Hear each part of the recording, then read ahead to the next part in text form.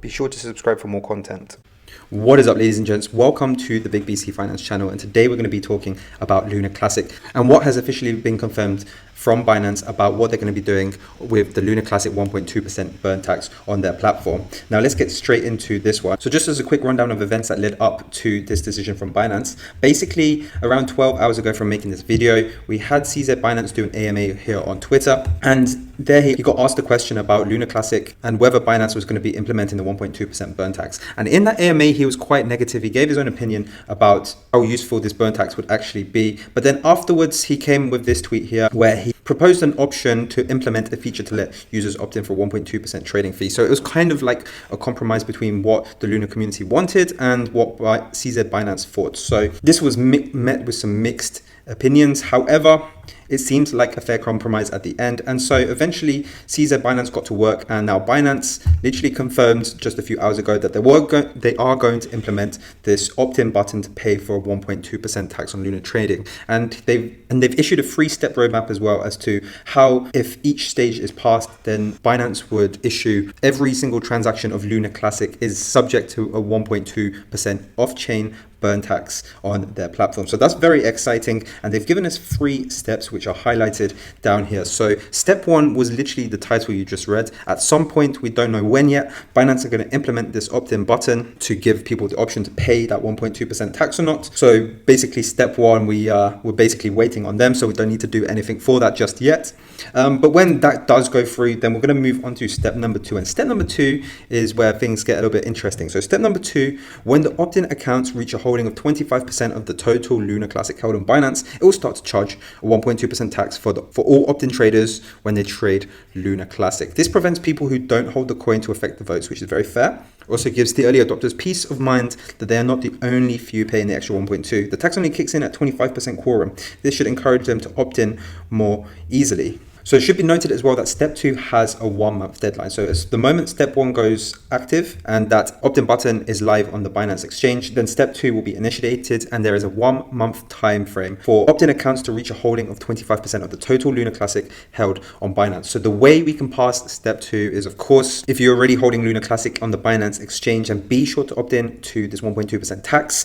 If you do not have Binance whatsoever and you hold Luna Classic, then make sure you get access to the Binance exchange and move your Luna Classic on there and then vote to opt in. And of course, if you're looking to buy Luna Classic, you do have Binance and you're looking to buy Luna Classic at some point, then buy it within the month that step 1 goes live, and make sure you opt in as well. So these are some of the things we can do to pass step 2. And of course, I'm hopeful that we can pass this step 2 because the proposal to implement this burn tax in the very first place on chain on Luna Classic got 99% yes votes for that. So if we can get 99% of people to vote for this 1.2% burn tax in the first place, then we should definitely be able to get 25% of total Luna Classic held on Binance to approve, to opt in to this burn tax here. So I'm pretty hopeful for step 2 to be achieved within 1 month. Of course, we need to spread this message out. If you're a content creator, if you're an influencer, anything like that, then we do need to get this message out to people. I don't know how visible this opt-in button is going to be on Binance. Maybe it will be a form that you have to tick as soon as you open the Binance app on your phone, or maybe it's hidden somewhere on the exchange. We do not know, but we do need to spread the message out there in order to get this 25% of the total Luna Classic held. So step 2, I'm not too concerned about.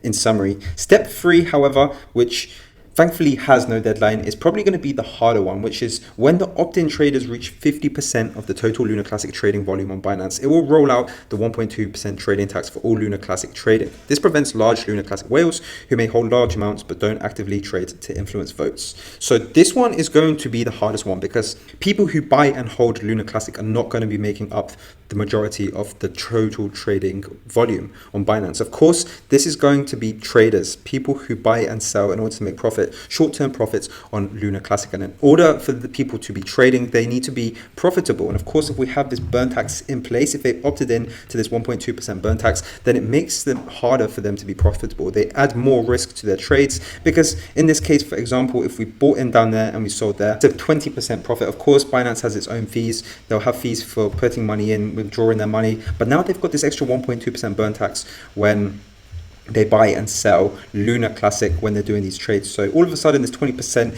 is now down to 18% because of that burn tax. And of course, it wouldn't matter so much if the price was very volatile like this, but if we're continuing to consolidate like this, I do think it's a concern because traders just won't see enough profit being made from their trades, and they might go to different cryptocurrencies. So it will be interesting to see how this plays out and how the volume goes over time, with Luna Classic and that 1.2% burn tax on Binance.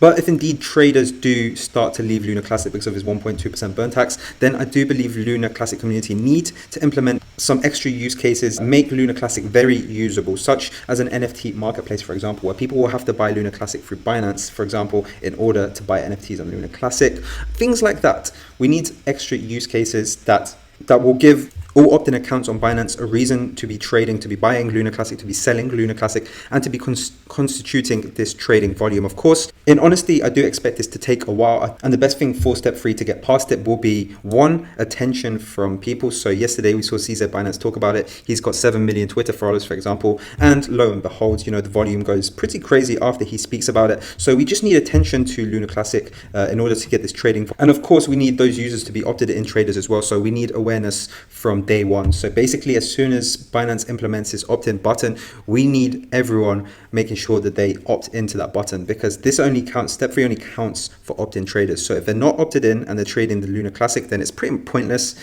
because it does not contribute to this 50% of the total. So we need people to opt in from the get-go. We need attention from the get-go.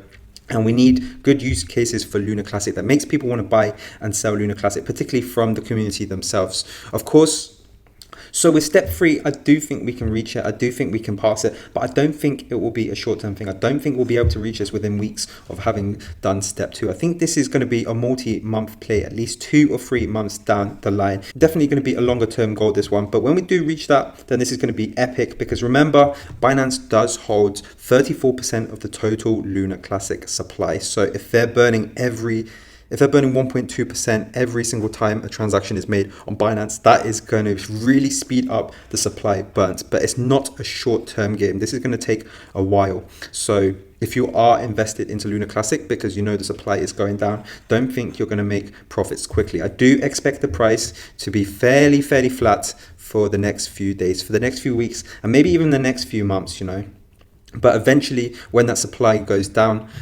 the price will eventually go up, just down to supply and demand. Just don't expect it to happen overnight. So basically, that's all I have to say.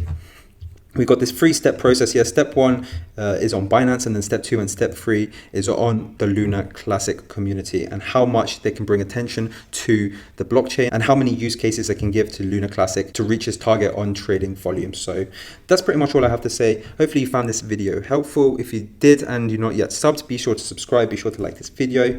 And otherwise, guys, thank you so much for watching. I hope you're having a lovely day, and I'll see you in my next video.